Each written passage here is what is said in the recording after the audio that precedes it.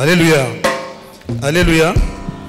Nous bénissons le Seigneur qui nous accorde la grâce de pouvoir intervenir également dans le cas de notre séminaire sur l'évangélisation. Cette année, la PPEKIN a choisi comme thème « Les ténèbres ne régneront pas à toujours ». C'est une promesse que Dieu a faite à lui-même, qu'il a faite à ceux qui lui appartiennent, mais également au monde en disant que depuis le commencement, le jour où Adam et Ève ont péché était un jour triste pour l'humanité. Et depuis ce jour jusqu'à aujourd'hui, la majorité des personnes demeurent dans le péché. Et nous pouvons le voir également avec Noé. Il n'y avait que 8 personnes qui étaient sauvées dans toute l'humanité. Mais Dieu s'est promis à lui-même en disant « Les ténèbres ne régneront pas à toujours ». C'est pour cette raison que le département d'évangélisation, dans ce séminaire qu'il a organisé, a voulu rester sous le label de ce thème de l'année. Et nous disons l'évangélisation, une arme efficace contre les ténèbres. Alléluia. Le premier jour, le premier intervenant, le docteur Raoul, nous a fait voir que l'instrument le plus efficace pour faire éloigner les ténèbres, c'était la lumière. Et c'est ainsi que Dieu a dit que la lumière soit. Et il nous a également dit que quand Jésus est venu, il a dit qu'il était venu comme la lumière du monde. Et que tout celui qui veut rester dans les ténèbres, il n'accepte pas la lumière. Le deuxième jour, l'ancien Perrault nous a donné un témoignage par rapport justement à l'évangélisation. La Bible dit à la loi et au témoignage, car si l'on ne parle pas ainsi, il n'y aura pas d'horreur pour le peuple. Et c'était très édifiant pour nous tous. Et on a vu l'insistance qu'il a donnée sur l'évangélisation. J'ai été particulièrement touché d'un exemple qu'il a donné par rapport à une question que le Seigneur Jésus lui a posée lui-même en disant « Je te pose une question. Mais je te pose une question. Qu'est-ce qui te fait dire que moi, je te laisserai entrer ici ?» Il a dit qu'il priait, il prêchait, il faisait beaucoup de choses, mais le Seigneur n'a pas accepté. Rendez-vous compte curieusement que c'est une des questions que nous avons étudiées au commencement du département dans le cadre de l'évangélisation explosive pour pouvoir partager l'évangile. Moi, personnellement, ça m'a beaucoup édifié. Et le deuxième intervenant à la deuxième journée, le frère Yana, a insisté sur l'immédiateté de l'évangélisation. Il a voulu même engager les pasteurs à pouvoir rapidement superviser les dimanches une sortie évangélique. Et moi, je trouve que c'était une bonne chose. Permettez-moi, si je l'ose, de faire une petite parenthèse. À l'époque, avec le président Mobutu, on disait pionnier. Et les gens criaient quoi? Prêt pour le pionnier, prêt pour la révolution. Et je crois que beaucoup sont nés après ça. Mais à l'époque, on disait pionnier, prêt pour la révolution. Et je pense que le frère voulait dire évangéliste, prêt pour l'évangélisation. Alors nous allons aller très rapidement par rapport au temps qui nous a été imparti. Je considère en ce qui me concerne que tout le travail a été fait ces 2 jours est bien fait et les repas a été servis à table. On est prêt à les consommer. Nous venons ajouter juste un peu de sel. C'est un peu comme si on disait on a déjà servi, oui. Et c'est ce que nous sommes venus faire aujourd'hui. Alléluia. Et nous intervenons en disant les types de personnes que l'évangélisation peut sortir des ténèbres. Les types de personnes que l'évangélisation peut faire sortir des ténèbres. Il y a à peu près une vingtaine de personnes, mais ne vous en faites pas, je vais aller très vite.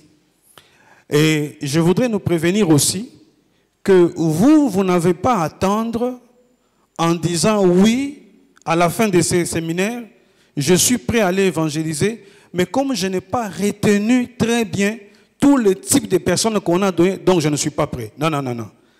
On ne vient pas vous donner les types de personnes pour que vous maîtrisiez le tout avant d'aller évangéliser, mais on vient juste ajouter un plus qui peut nous permettre, lorsque nous sommes dans l'évangélisation, de percevoir à peu près les types d'individus qui est devant nous et comment nous pouvons l'aborder. Et j'ai dit aussi que tous les types de personnes que nous prendrons, que nous citerons ici, ce n'est pas des théories, mais c'est des choses que nous avons vécues dans l'évangélisation, à la PPIKIN et ailleurs, lorsque nous sommes en train d'annoncer l'évangile.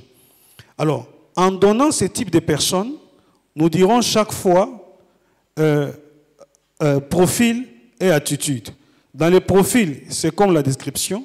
Dans l'attitude, ce sont les réactions de ce type de personnes que l'évangéliste que vous êtes, que je suis, peut nous permettre d'identifier la personne et savoir comment l'aborder. Dans cette seconde, très rapidement toujours, nous parlerons de comment nouer un entretien avec une âme. À l'hôpital, au campus, dans les transports en commun, en famille, au marché, sur Facebook, sur WhatsApp, ainsi de suite. Alléluia. Alors, premier type de personnes, c'est les religieux. Les religieux est le premier type de personnes que toi et moi, nous pouvons rencontrer dans l'évangélisation. Alors, comment se présente religieux, son profil? Le religieux est une personne qui se dit ou se réclame aussi chrétien. Et quand, sur quoi il s'appuie pour se réclamer chrétien? Parce que il donne la dîme, parce qu'il donne l'offrande, parce qu'il fait la pénitence, parce qu'il fait les ablutions, parce qu'il fait les carêmes, parce qu'il fait les jeûnes, parce qu'il fait un ensemble de choses que lui-même estime que ça plaît à Dieu, et il se dit, oui, moi aussi, je suis chrétien. Mais sa vie véritable et en réalité, il n'a jamais donné sa vie à Jésus-Christ. Alléluia. Ça, c'est un religieux. C'est-à-dire que le religieux, c'est celui qui croit en s'appuyant sur ses propres méthodes, sur ses propres pratiques, que parce qu'il les fait, il est en relation avec Dieu. Alors, comment réagit-il quand on rencontre les religieux? Il a ces genres de questions.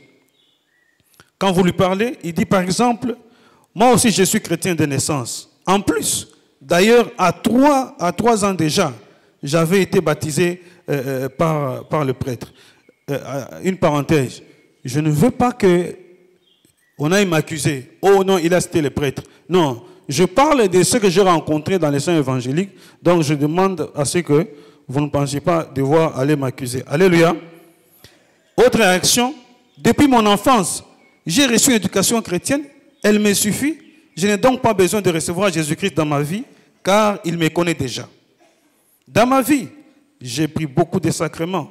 Si je reçois Jésus-Christ, ce serait renier tout le parcours que j'ai réalisé jusqu'à présent. Vous me parlez de devenir enfant de Dieu, mais nous sommes tous enfants de Dieu. Le diable n'a jamais créé personne sur la terre. Moi, je ne fais de mal à personne. C'est pourquoi j'irai au ciel, car chaque jour, j'ai fait des efforts pour éviter les choses que Dieu n'aime pas. Ah, comment me parlez-vous de recevoir Jésus-Christ et de me repentir de mes péchés? Moi qui chante déjà dans une grande chorale, les gens adorent ma voix et me disent même que je serai une puissante servante de Dieu. J'aime Jésus et lui aussi même. Bref, nous passons. Alléluia. Donc voilà l'attitude du religieux. Lorsque nous allons évangéliser, quand quelqu'un a de telles attitudes, nous pouvons déjà en nous-mêmes nous dire que non, c'est une attitude d'une personne religieuse. Et à la fin, nous verrons parfois les méthodes, comment vérifier l'assurance du salut dans une personne qui parle de cette manière-là. Je souligne en disant que les religieux est la plus grande catégorie de personnes que le gagneur d'âme rencontrera dans l'évangélisation. Deuxième type de personnes, les incrédules. Les incrédules sont des gens qui ne se sentent pas concernés par le salut de l'homme, par la grâce de Dieu, au moyen de la foi et de la repentance envers Jésus-Christ. Pour eux, chacun est libre de croire ou de ne pas croire. Et eux, justement, ont choisi de ne pas croire, convaincus qu'ils ne rendront compte à personne de leur incrédulité ni de leur acte. Ça, c'est l'incrédule. Alors que les religieux, lui, se réclament quand même, veut se réclamer de Dieu, dit que j'ai fait quand même ceci, j'ai fait quand même cela. L'incrédule, par contre, il ne se sent pas concerné. Il ne se sent pas concerné par le message du salut. Il trouve que ceux qui viennent évangéliser passent leur temps pour rien. Lui n'est pas concerné. Et comme attitude, comment il réagit? Recevoir Jésus, ce n'est pas important. Nous finirons tous par mourir. Vous savez, s'il peut exister une vraie église, je crois que c'est le cœur de chacun. Je ne suis pas convaincu par votre message. Merci, messieurs et dames. Au revoir. Je n'ai aucune preuve que Dieu existe réellement. N'y a-t-il pas d'autres réalités en dehors de votre Bible? Pensez-vous vraiment que tous les autres croyants du monde qui appartiennent à d'autres religions ne sont pas sauvés puisqu'ils ne sont pas des chrétiens? Bref, c'est l'attitude de l'incrédule. L'incrédule ne se sent pas concerné par le message du salut. L'incrédule est dans une sorte de relativité. Olingi, olingi, olingite, olingite. Il pense qu'il n'est pas concerné, ça ne le regarde pas. Nous pourrons toujours voir aussi à la fin comment réagir à tout cela, c'est pour gagner le temps. 3. Les rétrogrades. Les rétrogrades sont des gens qui ont authentiquement reçu Jésus-Christ comme Seigneur et Sauveur par la foi et la repentance et qui ont fait l'expérience de la nouvelle naissance. Mais quelque chose s'est passé dans leur vie. Quelque chose s'est passé dans leur vie et ils ne sentent plus le besoin de continuer à marcher avec le Seigneur. Dans leur attitude, on peut par exemple voir ceci. J'ai beaucoup prié dans le passé. J'ai même évangélisé. Mais jusque-là, je suis chômeur, sans compter d'autres difficultés de la vie. C'est pourquoi j'ai abandonné et je ne prie plus. Alléluia. Oui, beaucoup de rétrogrades sont venus, quand ils ont donné leur vie à Christ, ils ont également pensé entrer dans un marché. Tant que je suis ici, j'attends que Dieu fasse ceci dans ma vie. S'il ne le fait pas, donc je n'ai pas besoin de suivre ce Dieu-là. Alléluia. Alléluia. J'ai été édifié hier lorsque l'ancien Perrault parlait en disant que nous adorons Dieu parfois de la manière dont il ne faut pas. Ça m'a rappelé les propos d'un pasteur américain qui était venu ici, en RDC. Il a vu comment les gens adoraient, les gens priaient à un certain moment. Et qu'est-ce qu'il dira? J'ai l'impression que les Congolais veulent échanger leur adoration contre les bénédictions de Dieu. Ça veut dire que nous allons à Dieu. Nous adorons, nous adorons, nous adorons. Aussitôt après l'adoration, nous commençons à lui demander des choses. Donne-moi ceci, donne-moi cela, je t'ai adoré. Mais, il précisait, ce pasteur américain, non, l'adoration, ce n'est pas cela. L'adoration n'est pas quelque chose que nous devons conditionner. Vous savez, vous pouvez, tel que vous êtes là, vous quittez chez vous, vous allez au terrain, vous prenez 1 heure en adorant Dieu, sans rien lui demander, et vous rentrez à la maison. Donc ce n'est pas forcément que nous entrons dans un marché avec Dieu pour un donnant-donnant. Et beaucoup de rétrogrades ont l'impression que Dieu les a abandonnés et ils reculent dans leur marche avec le Seigneur. Certains rétrogrades disent aussi, j'allais à l'église, j'étais très engagé à l'intercession, mais j'ai rendu ma fiancée grosse de façon assez imprévisible et non souhaitée. Depuis, je ressens une grande culpabilité. Dieu m'a certainement rejeté. Il n'y a plus d'espoir pour moi, en plus de la honte que je bois dans mon quartier auprès de ceux qui savent comment j'ai travaillé pour Dieu. Alléluia. Un rétrograde. Mais nous sommes évangélistes. Vous rencontrez un rétrograde. Qu'est-ce que vous lui dites? Il y a beaucoup de passages dans la Bible. Vous lui direz sans doute non.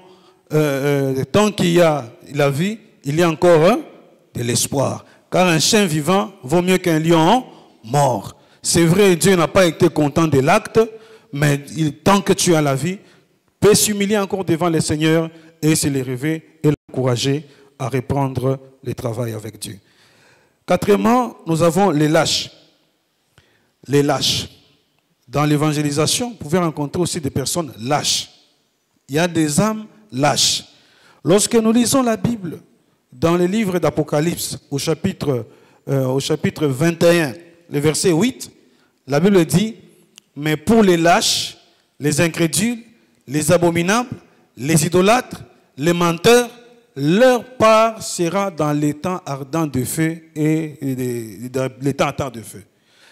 Cette description que la Bible donne des différents types de personnes, en réalité, ils sont tous incrédules, ils sont tous pécheurs. Mais chacune de ces personnes est prise par Dieu, est prise par la Bible dans son aspect le plus évident. C'est de la même manière que nous disons un peu ici. Donc, dans son aspect le plus évident. On dit pour les lâches, il y a deux types de lâches. La première catégorie des lâches, ce sont ceux qui reconnaissent que Dieu est bon. Ils reconnaissent qu'il y a le ciel où iront des chrétiens. Ils reconnaissent que c'est bon d'y aller, mais ils disent qu'en ce qui les concerne eux, ils ne se sentent pas prêts à tenter d'y aller. Ils sont bien dans les péchés. Alléluia. Vous avez entendu des gens dire, ah, oye côté angai, mastanamoni makambwana isa bisote, hein. D'ailleurs, que les alliés, là les avons bien, makambwana me de bakomi ango na Bible, ils alliés. Mais vraiment pour na biso, ouais na za bino. Biso to ba ka boko moi mukeke, natia moi le pipi, natia bongo na tout, na calme pepele. Il y a des gens comme ça. Ça, ce sont des lâches. Et quand un évangéliste rencontre un lâche, il devra lui dire, parce qu'on n'a pas le temps de voir tous les passages, il devra lui dire que c'est plus facile de parler comme ça que d'être en présence de Dieu. Et la Bible nous montre l'homme riche. Il était riche. L'homme riche, il était riche. Il pensait qu'il était bien. Il n'avait pas de problème. Mais lorsqu'il est mort, il était de l'autre côté. Il a dit à Abraham de tremper son doigt dans l'eau et de venir lui rafraîchir la gorge. C'est plus facile de parler comme ça, mais quand c'est de l'autre côté, ce n'est pas évident. Il faut l'encourager, peut-être l'appeler et par de tels propos. La deuxième catégorie des lâches, ce sont les lâches qui ont abandonné. Alors que le premier lâche ne veut pas venir, tout en reconnaissant que c'est bien, le second lâche, c'est celui qui a abandonné. Il est différent du rétrograde. Parce que le rétrograde, il est encore là, mais il n'est pas encore, il n'a pas abandonné, mais il devient tiède. Mais le second lâche, lui, il a complètement abandonné. On a connu des gens qui ont commencé à s'appeler des chrétiens modernes. Ils ont servi le Seigneur fidèlement. Ils avaient des dons de prophétie. Quand ils donnaient les dons de prophétie, tous ceux qui assistaient tremblaient, ils sentaient qu'il y avait quelque chose de Dieu. Et ça s'est réalisé. Mais à un certain moment, ils les ont abandonnés parce qu'ils se disent non, nous sommes devenus des chrétiens modernes, on peut prendre des liqueurs fortes, on peut un peu fumer, mais l'essentiel, c'est de ne pas exagérer. Alors, à ces lâches-là, il faut également dire que la Bible dit que craignons donc, tandis que la promesse d'entrer dans son repos subsiste encore, qu'aucun ne paraisse être venu trop tard, parce que tous ceux qui étaient sortis de l'Égypte n'étaient pas agréables à Dieu et beaucoup sont morts dans les déserts. Alléluia. Alors, l'autre catégorie, ce sont les sectaires. Cinquièmement, les sectaires. Sectaires. Sectaire, du latin, ça vient du mot secare. Secare. Alors, secare, en latin, a donné lieu à beaucoup de mots français, comme section, comme secteur, comme sécateur, comme sectionné, donc coupé. Coupé. C'est de là que vient le mot secte. Alors, les sectaires, c'est qui? Les sectaires, ce sont des personnes qui reconnaissent Jésus soit comme un prophète, soit même comme Dieu, ou qui ne le reconnaissent même peut-être même pas, mais qui préfèrent ajouter à Jésus, s'ils le reconnaissent, une autre personne comme l'envoyé spécial de Dieu pour le conduire à Dieu. Ces gens-là, ils sont sectaires parce que par rapport à la saine doctrine de la Bible, ils se sont coupés de la vérité de l'Évangile sous le moyen d'aller au ciel ou de glorifier le Seigneur Jésus-Christ. Vous avez entendu les gens dire Papa, Yesu boza côté à biso tondimelaka ye épée. Toyebi ki aza prophète, mais étant que biso toza mindu, batu mwindu, toza na envoyé na ye nzambe apesi biso. Alléluia. C'est pour eux aller au ciel, c'est Jésus avec leur envoyé. Il y en a qui connaissent ça, n'est-ce pas? Ça veut dire que pour eux, c'est Jésus et un autre. Mais lorsque Pierre a dit à Jésus que au moni Thomas, Batonio, Jean, Jacques, bango banga kamakasi Jésus. Ceux qui batubaye ko kangayo awa bakokima, mais ngai Pierre na kokima te. J'ai irai là-bas jusqu'à la croix. Alléluia.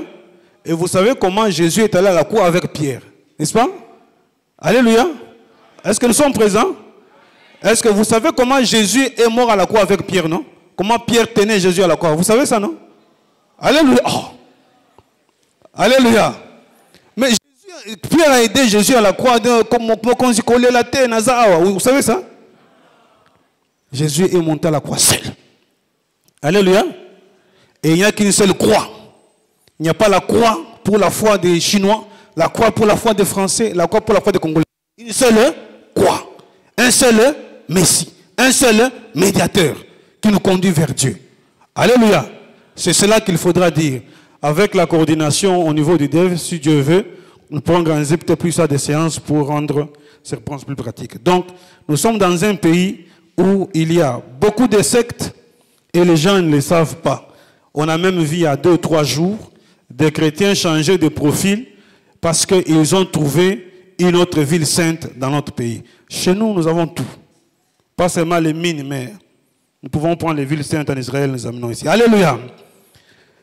Alors, comment réagissent parfois les sectaires?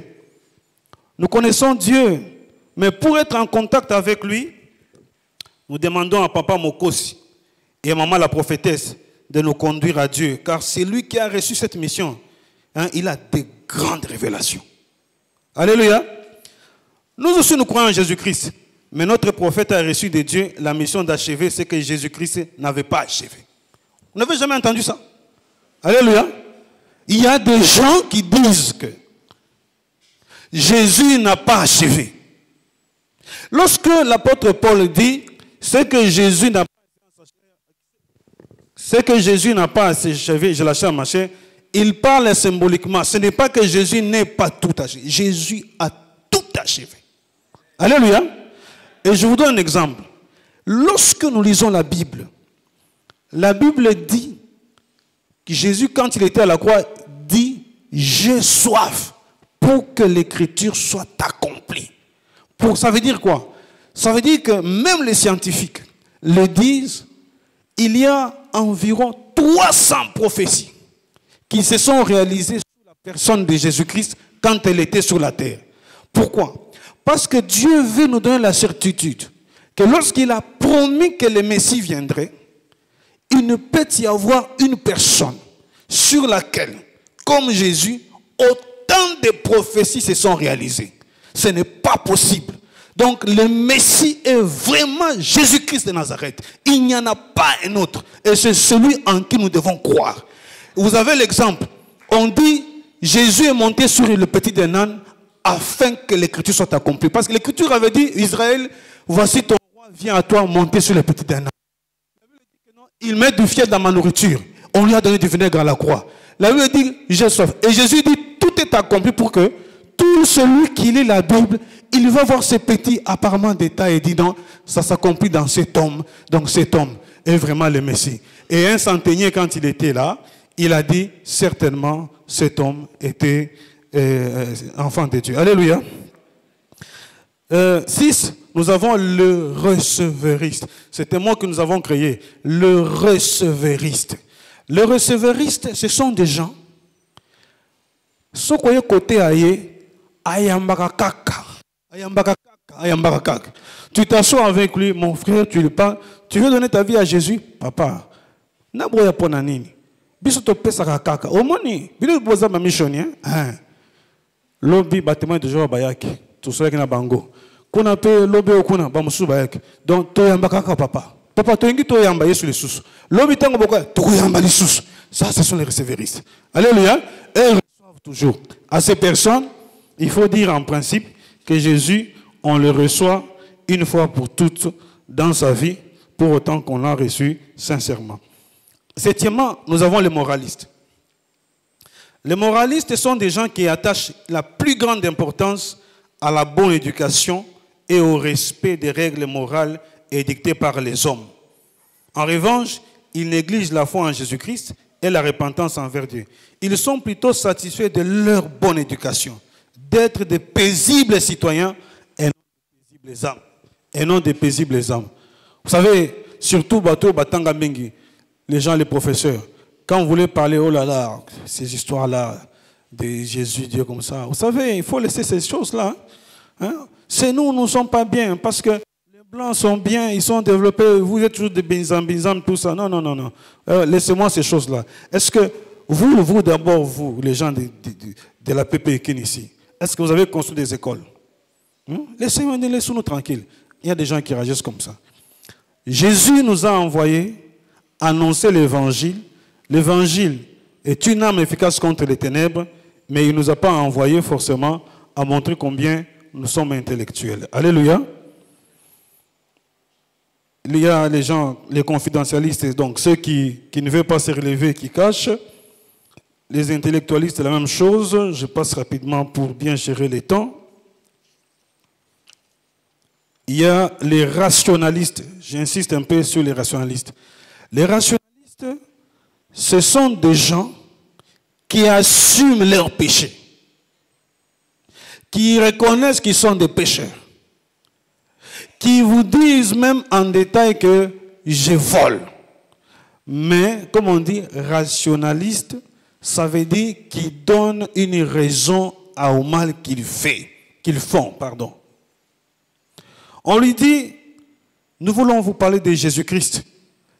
Vous savez, voler, tuer, voir les féticheurs, avorter, fumer, ces choses sont de mauvaises choses. Jésus n'aime pas ça. Est-ce que vous reconnaissez ça? Oui, je sais que ces choses sont mauvaises. Moi, je reconnais que je suis un voleur. Et d'ailleurs, des jours, il y a un système à Niaou, na parcelle oyo. Na ibi radio, na ibi loko. Pona nini, papa tayo moko. Et tant que biso nyoso ba congolais, yaza ministre, tozo mona ba mbongo, biloko ba poulet, ba sauce zo côté. Biso toza nanzala. Na côté, naïb, et bon mabe eza wapi. Ça c'est un rationaliste. Ça c'est un rationaliste. Ça veut dire que pour lui, na osala mabe, mais natina. Alors il faut lui dire que mabe atina devant Dieu ezalaka te. Dieu dit même dans le livre de Job, direz-vous des mensonges en faveur de Dieu. Et j'ai constaté une parenthèse. En entrant dans ce que le cordon de notre département nous donne ainsi ce jour, la sanctification. Et il y a beaucoup de chrétiens qui vivent dans les mensonges.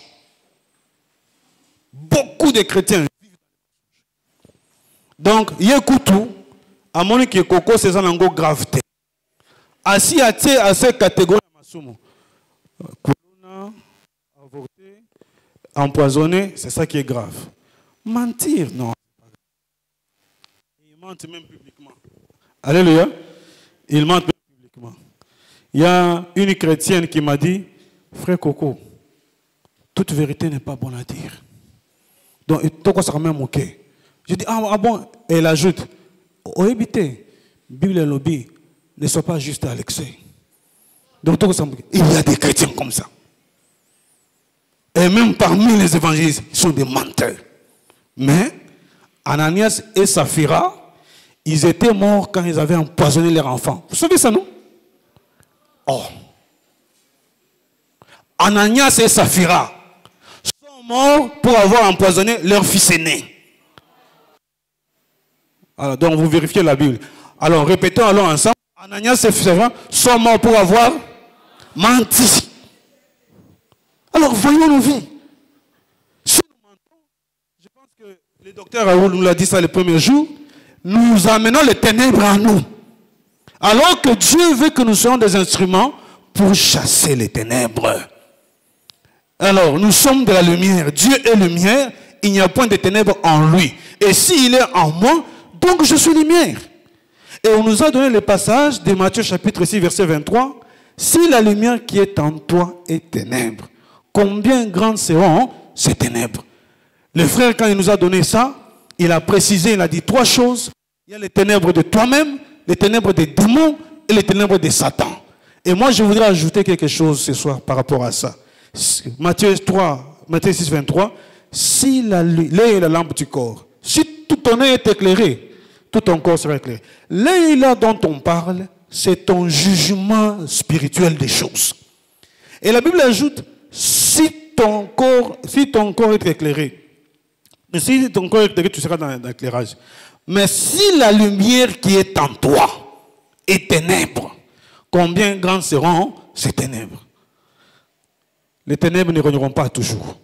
Mais Jésus dit, si la lumière qui est en toi est ténèbres, ça signifie quoi? Yo makambwa mabe ozali kosala. Ozali komona ngo ke ezali malamu, ezali bien. Ozali kosepela nango.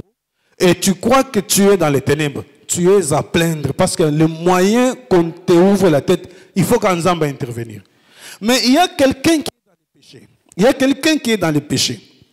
Il dit, papa, yo ozam tomabe, tu es un pécheur. Oui, papa, je sais que tu es un pécheur.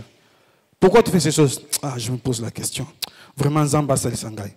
Il est dans les ténèbres, mais il sait qu'il est dans les ténèbres. Si on le prêche, les dieux, il va changer. Mais toi, tu es dans les ténèbres. Tu appelles les ténèbres bien. Comment tu vas sortir de là?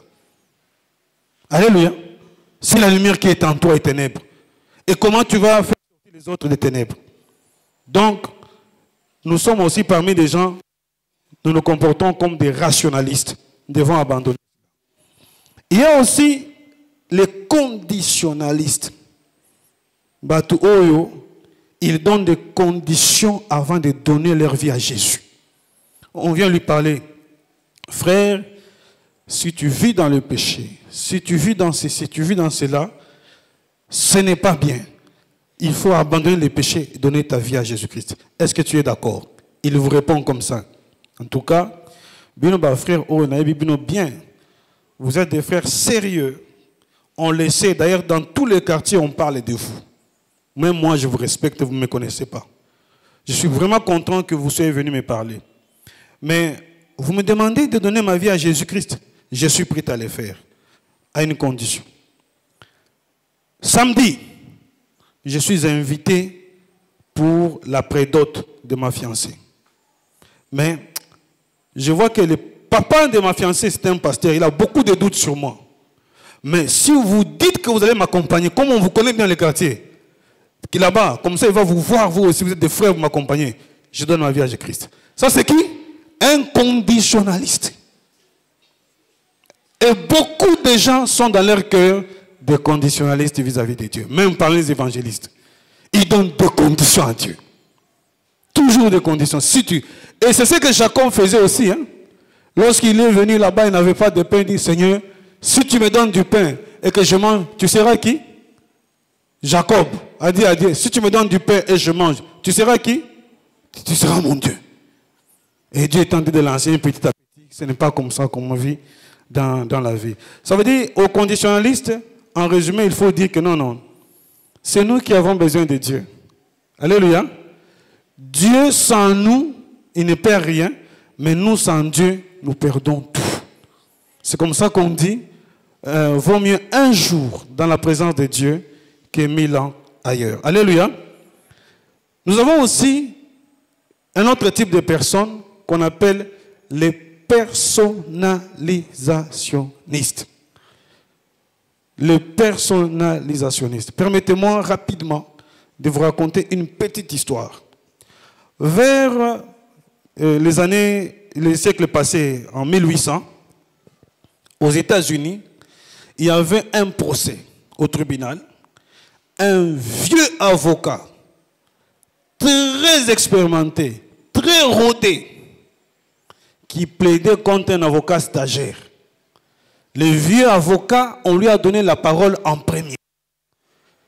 Il a parlé, il a plaidé, il a articulé, il a postulé, comme disent le frère J. Semboui, c'était tellement merveilleux. Toute la salle était convaincue que les arguments étaient de droit. Mais seulement, c'était à l'époque où, peut-être que beaucoup ne le savent pas, les chemises que nous portons ici ont des boutons devant. Mais les anciennes chemises avaient les boutons dans les dos. Les anciennes chemises, les gens mettaient comme ça, on vient te faire les boutons dans les dos. Et les gens se sont dit, ah, pourquoi chaque fois fermer? Chacun peut être indépendant, non? Il ferme les boutons lui-même. Alors les gens mettaient les boutons devant. Vous savez maintenant, les vieux papas qui sont des conservateurs, pour changer les habitudes, ils sont lourds. Mais le jeune avocat, lui, il était là, il avait son assistant qui lui a soufflé ceci. Notre cause est perdue. Notre cause est perdue. On n'a pas d'argument. Qu'est-ce qu'on fait?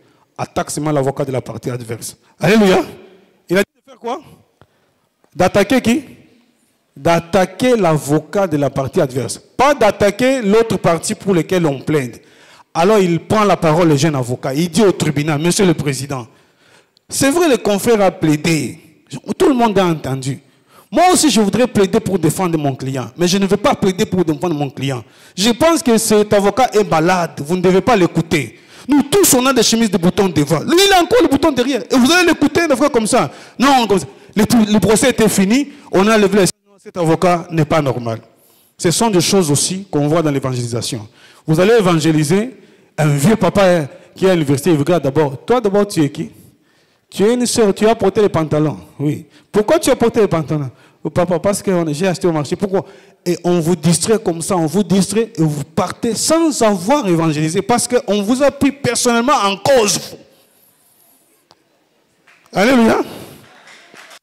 Parce qu'on vous a pris personnellement en cause. Et vous ne distinguez même pas que non, celui qui est allé évangéliser, on a commencé à le moraliser. Et nous avons des méthodes pour échapper à de telles choses. Mais disons aussi la vérité. Nous les évangélistes aussi, on ne s'habille pas toujours bien quand on va évangéliser. Il y a des gens, on peut dire, parce que les débats ici, ce n'est pas les débats de pantalons, je ne suis pas là. C'est les débats de se vêtir avec pudeur et modestie. Tout simplement. Se vêtir avec pudeur et modestie. Mais une soeur, un frère peut dire que, je te dis ça. La Bible te dit dans le livre de 1 Corinthiens 8 que si quelqu'un doit aller au ciel, que toi tu dois d'abord t'abstenir de manger de la viande. Il faut le faire. Parce qu'il ne faut pas que les frères pour qui Christ est mort ratent le ciel parce que yo lingi ole musuni. Yo lingi ola ta ola bionda. Qui connaît ola bionda? Oui, olingi ola ta ola bionda. Moi kalabaebi. Non, si lingi no ndakota ola bionda, je ne vais pas évangéliser. Non. Parfois, ce n'est pas toujours faux. Examinons aussi la manière dont nous présentons dans l'évangélisation. Alléluia. Les fouillards, je passe. Les rabroueurs. Les rabroueurs. Les rabroueurs. Les rabroueurs, ce sont les personnes qui sont sceptiques. Tu vas l'évangéliser, ils vous chassent. Alléluia. Qui a déjà été chassé quand il était évangélisé? Il a été chassé vraiment. Ah, même les pasteurs, gloire à Dieu. Qui a déjà été chassé avec de l'eau chaude? Qui a déjà été chassé avec de grosses pierres? Moi, j'ai été chassé avec de grosses pierres, avec un frère. On est parti à marcher, mais Dieu nous a épargnés. Alléluia.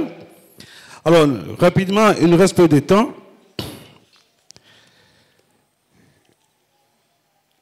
Il y a également les désespérés.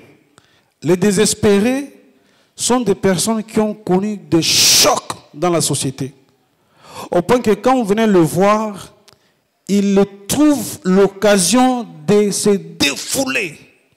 Ils vous disent, les rebelles sont venus chez nous. Ils ont violé mes sœurs. Ils ont violé ma mère devant notre père. Mon père n'a pas supporté. Il s'est suicidé. Et ma mère est grosse des rebelles et toutes mes sœurs. Qu'est-ce que nous allons faire? On va voter, on va faire quoi? Vous venez me parler de ces dieux-là. Quand tout ceci est arrivé, ces dieux-là n'avaient pas vu. Qu'est-ce que tu viens me dire? Il y a des gens désespérés. Alléluia. Et c'est là que l'évangéliste a le rôle de jouer aussi de consoler et de rassurer. Pas rester seulement théorique de consoler. Et celui qui peut donner une bonne consolation, c'est de prier, visiter peut-être plusieurs fois ces personnes, et Dieu sait ce qu'il fera. Alors, on m'a dit que mon temps est presse. Je vais juste clôturer rapidement.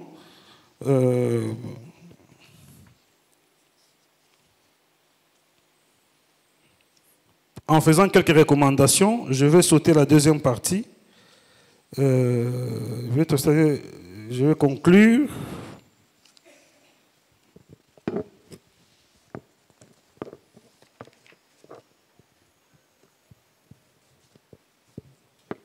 Quelques recommandations générales pour une entretien évangélique.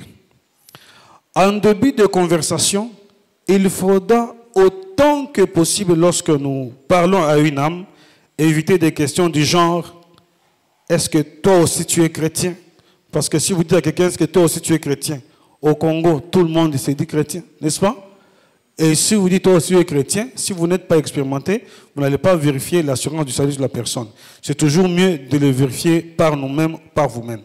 Deuxièmement, est-ce que tu es aussi issu d'une famille chrétienne? Oui, ces questions parfois éloignent un peu. Penses-tu que tu fais partie des 80% des chrétiens qui comptent le pays? Ce sont des questions qu'il faut éviter parce qu'effectivement, il y a des gens qui se consolent quand on les rencontre en disant que nous sommes parmi les 80% des chrétiens au Congo. Au cours de l'entretien, avant de connaître la situation spirituelle réelle de l'interlocuteur, il faudra éviter de tels propos. Par votre façon d'être, nous voyons déjà que vous êtes chrétien, c'est bon. Il y en a qui répondent. J'ai déjà été dans le cadre du DEV, au Home, évangéliser avec une sœur qui a dit à quelqu'un une phrase de ce genre-là. Et j'ai vu qu'on semblait être bloqué. Parce que quand vous voulez dire, mais Dieu venez, vous venez de dire déjà que je suis chrétien. Vous voulez encore m'évangéliser. Donc nous pouvons nous bloquer nous-mêmes si nous posons parfois de telles questions. Bon, nous tous, nous avons un seul Dieu. L'essentiel, c'est simplement de prier et de connaître sa puissance. Ce sont des choses qu'il faut éviter. Ce qu'il faut faire au cours de l'entretien, connaître le niveau approximatif d'instruction de l'interlocuteur au moment des présentations pour apprécier la manière dont vous devez lui parler, ainsi que la langue de communication où il peut être le plus à l'aise. L'évangélisation, ce n'est pas le français. L'évangélisation, c'est la communication et les messages qu'on transmet. Si la personne parle lingala, on lui parle en lingala. Si la personne c'est Kikongo, vous savez parler, on lui parle en Kikongo. Si la personne parle mieux français, on lui parle en français. Je pense qu'on est allé à Kisantu, dans les villages là à côté. C'est le village là, c'est toi. J'ai oublié. Pardon? Qui? Kinkalu. Oui. Où on a vu des gens qui parlaient Kikongo. Et il y a parmi nous des gens qui ont marmotté quelques mots Kikongo pour passer le message. Je crois que l'évangélisation, ce n'est pas une démonstration de puissance, de connaissance, c'est un échange, simplement une communication. Très rapidement, s'il est instruit, des exemples tirés de son domaine pour augmenter attireront le plus souvent son attention au discours du gagneur d'âme. Avoir plusieurs Nouveaux Testaments, des préférences. Alors, je termine en disant, évangéliser est une nécessité. Dieu promet de soutenir ceux qui évangélisent. Mais nous n'évangélisons pas pour que Dieu nous bénisse. Nous évangélisons pour obéir à l'ordre que Dieu nous a donné. Dieu, dans sa souveraineté, il sait ce qu'il fera. Je termine vraiment, comme on donne 2 minutes, donner un petit témoignage. En 2001, le samedi 28 avril 2001, nous avions proclamation au campus ici. J'étais en première licence, je pensais que j'allais distinguer. Tout ce temps, nous faisons l'évangélisation au plateau, à Kogelos, à Kindele, à Mongafula, porte à porte. Comme on prenait un peu la parole dans l'auditoire, je pensais que j'allais distinguer. Mais ce jour-là, on m'a appelé, on m'a proclamé refusé. On m'a proclamé refusé. On a appelé tout le monde et puis le professeur Mbalanda a sorti une liste en bas. Et moi, je me suis dit, voilà, vraiment, distinguer bis oyo. On a appelé Mkotambayo refusé. Dieu avait la bonté de faire tomber en panne les projecteurs qui étaient devant là. Maintenant, les gens ne m'avaient pas vu, heureusement.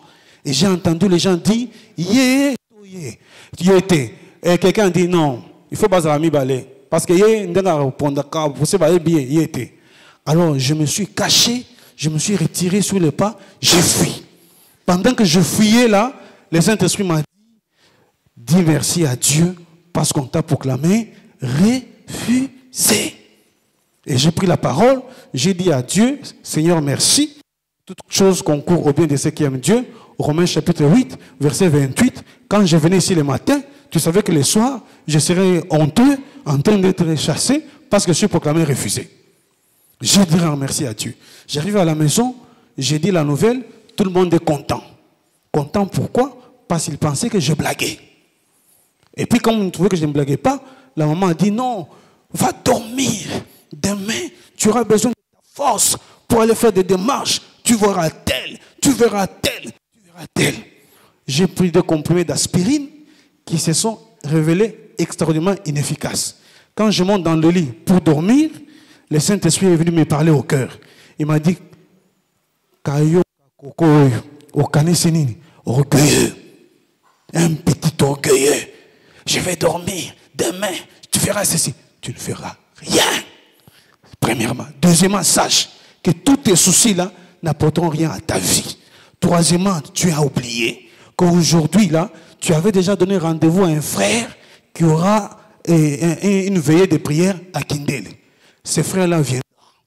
Même si tu es proclamé refusé, avec ton aspirine qui ne répond pas, avec tes soucis, quand il viendra, lève-toi, va là, veillez. Quelques minutes après, le frère est venu. Dit, papa, j'allais oublier la veillée. Je me suis rappelé, je suis venu ici. On est allé avec le frère à la veillée. Et Dieu m'a dit, tu vas continuer à évangéliser. Tu n'arrêtes pas. Je continue à évangéliser. Alors, un professeur qui était ami à mon père, qui connaissait mon cas, s'est beaucoup soucié de moi. De lui-même, il m'a appelé, il m'a accompagné chez notre secrétaire de jury. Il m'a dit, non, ce garçon, je le connais. Non seulement je trouve qu'il est correct, mais ça ne peut pas être lui. Vous voyez un peu son cas. Le professeur de jury m'a regardé et dit, ah, je connais son père, il était aussi professeur, mais je ne peux rien. Il a refusé. Alors, nous avons organisé un bouclage évangélique au plateau des professeurs pendant 7 jours, matin et soir. Alors, lors d'un bouclage, je suis parti avec un frère qui est ici dans la salle, je crois. Il était tout petit. On arrive aux maisons D, maison T. J'ai dit, toi, tu vas frapper un peu cette porte-là. Et puis, quand ils vont sortir, on va leur parler de Jésus. Dès qu'il frappe à la porte, qui sort? Mon professeur de jury. C'est lui on m'avait amené pour plaider mon cas. Maintenant, le combat a commencé dans mon cœur. Tu vas renier Jésus ou tu ne vas pas le renier? Parce que si tu veux lui parler, un étudiant, comment il peut évangéliser son professeur de jury? Il va même dire que non, c'est pour ça que tu échoues. Quand les autres étudiants vont là-bas, toi tu es en train de croire pour partager la parole de Dieu.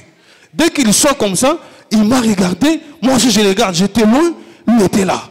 Et les jeunes frères qui étaient là, étaient à côté là-bas. Il regarde, oh, c'est quoi? Mais le petit frère ne savait pas que c'était mon professeur de jury. Il lui a posé la question. Oui, fils, c'est quoi? Le petit frère me regarde et me dit, papa, on est venu partager avec vous l'évangile.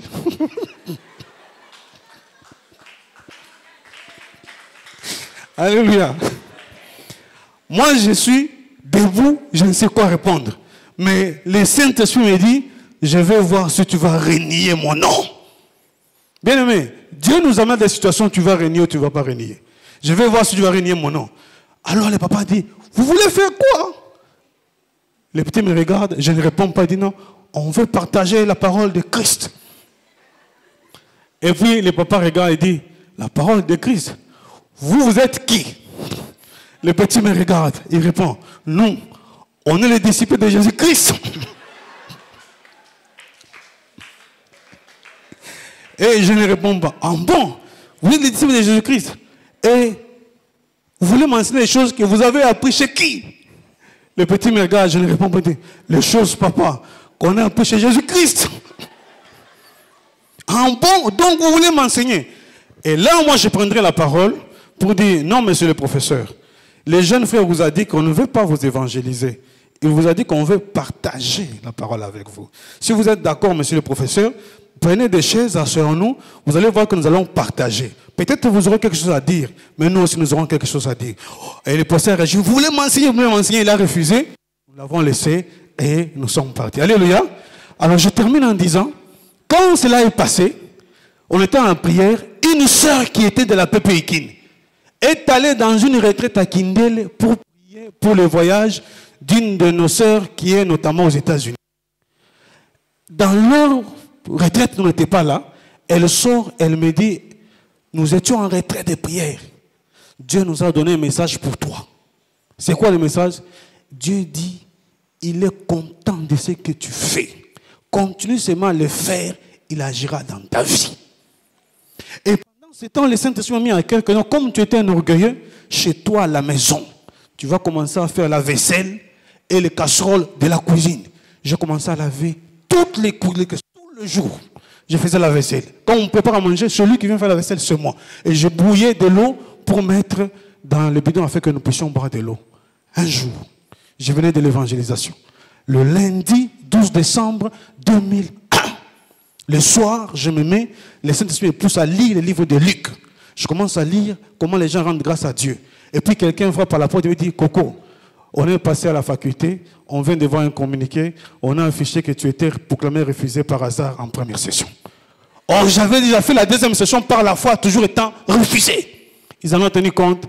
J'ai passé des promotions par la grâce de Dieu pour dire que Dieu, si nous sommes en train de chasser les ténèbres dans la lumière, Dieu sera avec nous, que Dieu soit loué.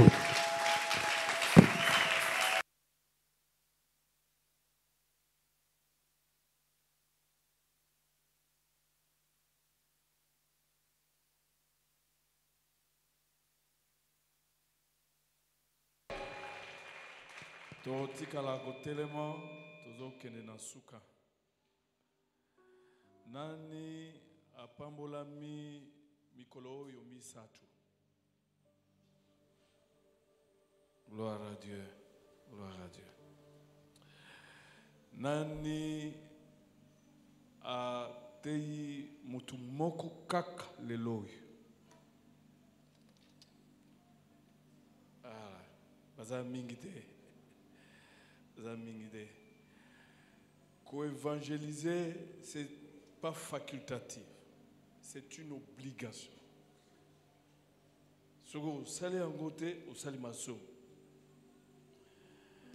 C'est une question d'obéissance.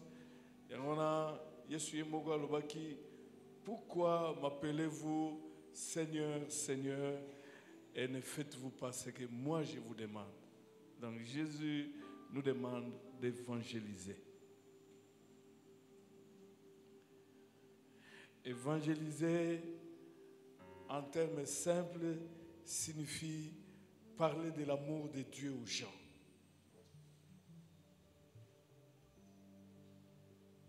C'est tout. Le reste, ce n'est pas ton affaire. Moto andimate, ce n'est pas ton affaire. C'est l'affaire du Saint-Esprit qui convainc du péché, du jugement et de la justice. Ce n'est plus ton affaire. Dans le témoignage à maman moko mukolo azalaki miso akokufa. Yazarikana verset moko Jean 3,16. Aïba kotangate. Mais à mémoriser kaka verset wana, Dieu a tant aimé le monde qu'il a donné son Fils unique afin que quiconque croit ne périsse pas mais qu'il ait la vie. Kaka verset wana. Abana kozela bana tant bazo bima na classe. Aibi si mwana emususu memanga na porte wana. Mwana lingalo abi papa vanda wana. Pesa Jean 3,16. À travers cette maman, bato mingi babongola motema. C'est comme maître a dit, Ça n'a rien à voir dans le niveau études, des langues françaises, tout ça. Ça a à voir avec l'amour que tu as pour les pécheurs. Ça n'a rien à voir avec la théologie. L'évangélisation est une source de témoignage. Parle aux gens.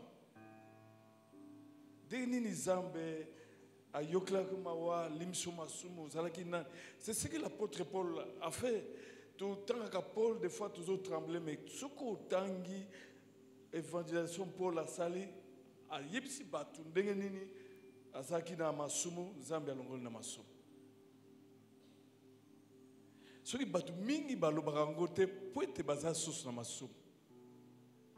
J'ai prié pour une étudiante comme ça, abana kole kanaba hôtel, tout ça, tango yambi yesu parce que bon, s'est rendu compte que azalaki maladie, tout ça, et puis Zambe abixié, azongi bisika wana nyonso na ba hôtel, ba place bano kota, batu bazomona ye na ba bar pour demander pardon. Kobisa batu naza susu ya ngambo na kunate. Yesu asiali bisigai na kutana na Yesu. Ça l'évangélisation. Ça n'a même pas besoin qu'il y ait un verset belé, ça peut venir après. Mais dire aux gens ce que Jésus a fait pour toi. Est-ce que c'est très compliqué de le faire chaque jour? Alléluia.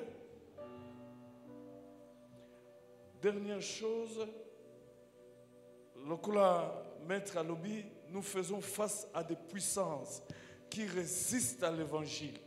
Il faut à la moisi mobile yamabo. Ça la liste ya batolingo talisa Yesu bukama bolongo bonde la pona bango. C'est Dieu qui brise les cœurs. Ce n'est pas notre philosophie. Amen. Tombula mabok. Ozo banda ko bonde la nzamba. Bandana na famille na yo. Senga ipa na zambe. A touché mutu songolo na famille na yo. Va à la faculté, vois tes amis qui ne connaissent pas le Seigneur. Va au quartier, vois tout le riverain. Ba onyos bazanzinga nzinga ba yesute. Tanga bakombu na bango. Peut-être aussi sous ozona ndakwa comment bakombu na bango. Banda ko bondela. Des fois, tu n'as pas besoin d'aller vite parler de Jésus à quelqu'un. Tu as seulement besoin de prendre du temps dans la prière pour ces gens-là, pour que le Saint-Esprit le touche. Tomla mongongo bondela zam.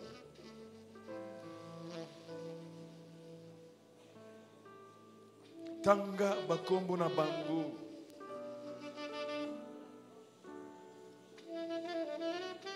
Sinon te ba okene na kufa. Tanga bakombo na bango. Pote mikolezo ya ba yeba ke Zambe alingi bango. Quel que soit état na bango. Zambe alinga bango mingi. Pe apesa ki mwana Yesu de krusu pona biso. Tanga bakombo na bango. Gloire à Dieu. Pe oza ko bonde la pona bango. Pote bakuta na Yesu. Gloire à Dieu. Ata yomoko okutani na bangote. Kezambe acha mutu. Musal na ye na nzela na bango. Et puis musal na ye atali sa bango Yesu Kristo. Bolingo na Zambe. Gloire à Dieu. Gloire à Dieu. Tomla mabok. Ozo senge pa na Zambe a brisé l'obstacle nyonso. A brisé Sony, a brisé Kubanga. En fait, c'est le diable qui doit avoir peur de toi. A bouka obstacle wana nyonso. Bon de la zambe. A bouka ba culpabilité, ba condamnation, auto condamnation.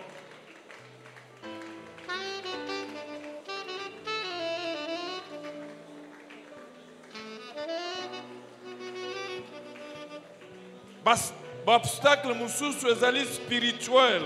Ezali ya molimo. Abuka yango na kombo na Yesu. Abuka incrédulité na kati na mitema na batu. Parce que Paul a lobby, nous avons la puissance d'amener toute pensée captive à l'obéissance de Jésus-Christ, de briser la philosophie. C'est simple.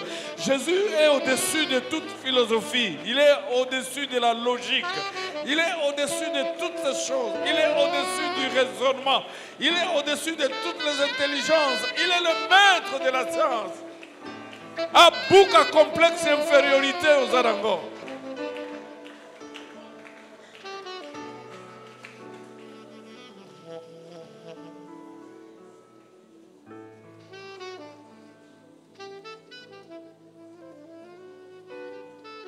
Nous voulons prier pour cette université. Cette université doit être gagnée à Christ. Et tout ça au bon de là. Pour na bazalemba mobimba. Mukolo mususu bakuluna nyonso basila. A tout ça au bon de là pour na kindele. Tout ça au bon de là. Bon de la zam.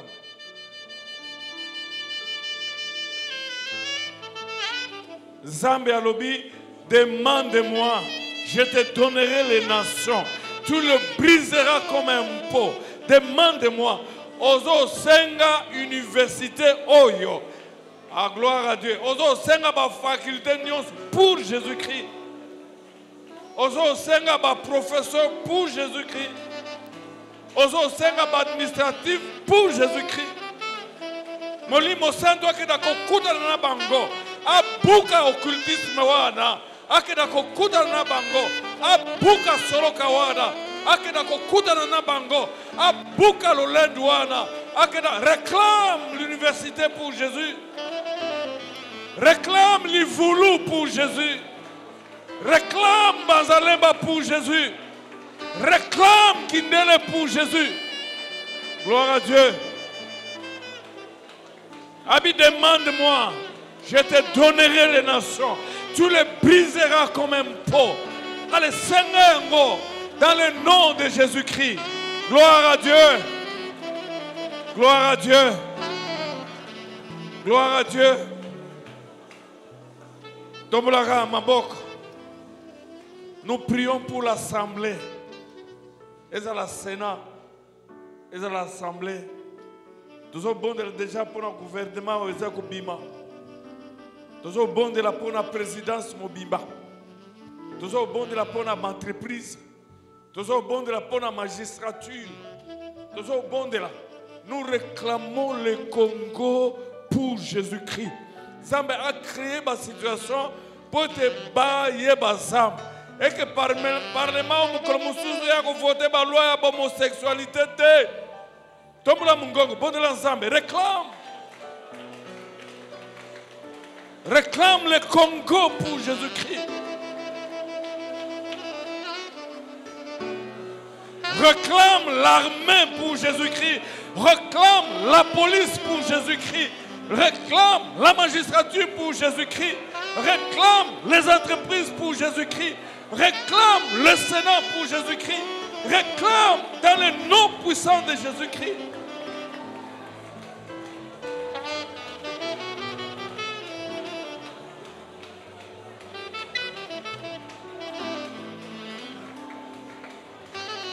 Gloire à Dieu. Gloire à Dieu. Le champ blanchi. Zambe abongisa mitema ya batu. Poete bayeba ko bongo la mitema. Ozo benga l'esprit de la repentance. Eso pana na ma catégorie nyonso ya ba congolais. Ezala na uweze.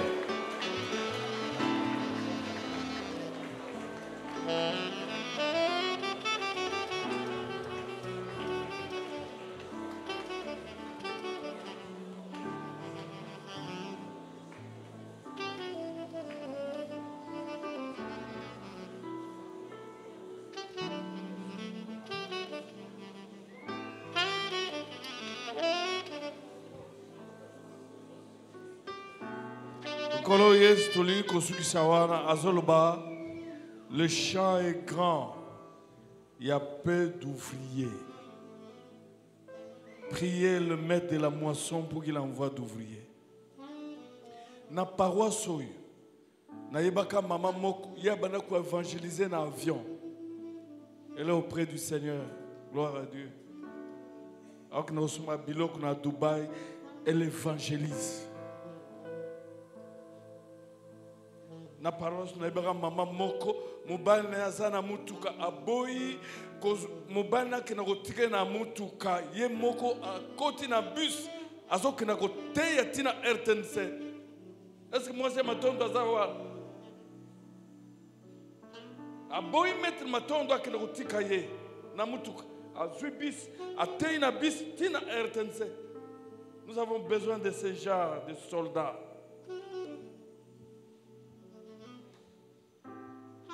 À toute occasion favorable ou non, il doit dire aux gens que Jésus vous aime.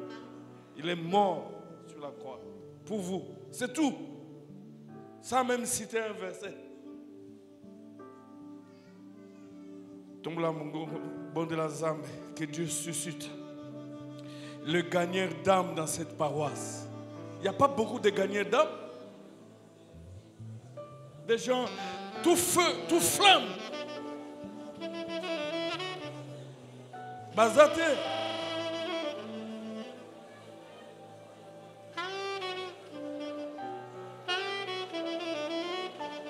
Que Dieu suscite des gagneurs d'âme. Bazate.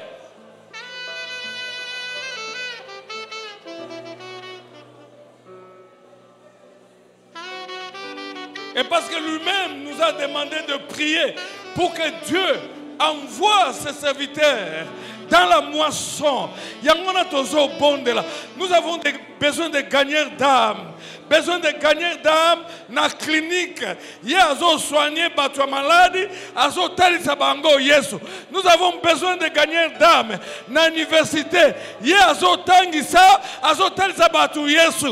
avons besoin de gagneurs d'âme dans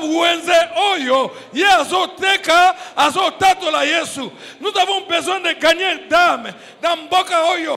Même dans le parquet, il y a avocat à glisser dans le verset biblique. Nous avons besoin de gagneurs d'âme. Même dans le niveau de la présidence, à Telemi, à ce discours, à Lobi Makambu ya Yesu, nous avons besoin de gagneurs d'âme. Et Jésus nous a dit, priez le maître de la moisson, parce que le champ est grand. Il y a peu d'ouvriers. Gloire à Dieu.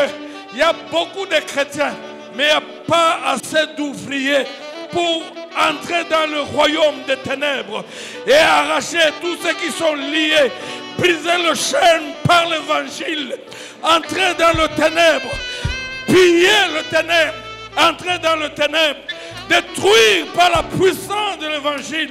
Oui, l'évangile est une puissance pour le salut de quiconque croit. Rien ne résiste. Évangile, et quoi ça va cacher, et quoi ça va ndumba, et quoi ça va boxer, et quoi ça va occultisme. L'évangile est une puissance pour le salut de quiconque croit. Et comme Jésus habite en toi, tu as la puissance de Dieu.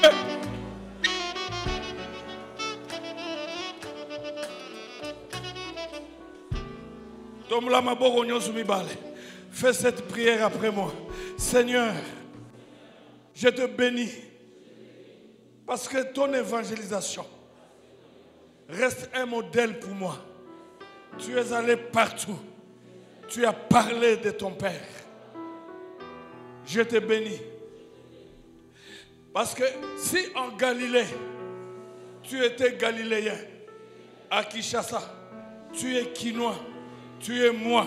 Ce que tu as fait en ton temps, je peux le faire maintenant et je le ferai. Parce que le Saint-Esprit qui habitait en toi, c'est le même Saint-Esprit qui habite en moi. Le miracle que tu as opéré, moi aussi je dois le faire. Parce que tu es vivant en moi, je le proclame. Si je vis, ce n'est plus moi qui vis en toi, C'est toi qui vis en moi, ce n'est plus moi qui vis. C'est toi qui vis en moi. Gloire à toi. Le miracle est possible pour accompagner mon évangélisation.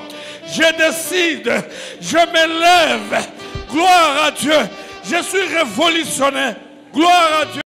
Par l'évangélisation que tu as opérée dans le Nouveau Testament, j'entre dans le camp du diable pour parler de toi. Tu es irrésistible. Tu es tout puissant. Je parlerai de toi à temps ou à contre-temps. Dans le nom puissant de Jésus, je le déclare. Nul ne tiendra devant moi. Gloire à Dieu. Que le Seigneur vous bénisse. Qui vous remplisse de sa puissance. Qui vous remplisse de sa force. Soyez revêtus de la puissance en haut. Quand vous ouvrirez vos bouches pour parler de Jésus-Christ, il y a des milliers de personnes qui donnent leur vie en Jésus. Que le miracle accompagne votre proclamation de l'évangile. Que les malades soient guéris.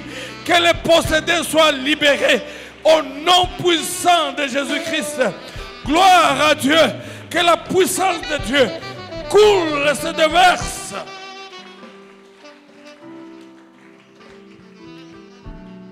Que votre proclamation de l'évangile soit irrévocable. Que votre proclamation de l'évangile soit irrésistible. Oui, Seigneur, donne la compassion et la passion pour les âmes perdues. Bénis ton peuple. Bénis les orateurs. Bénis le département de l'évangélisation. Bénis les ouvriers. Bénis les responsables. Bénis cette paroisse. Au nom puissant de Jésus.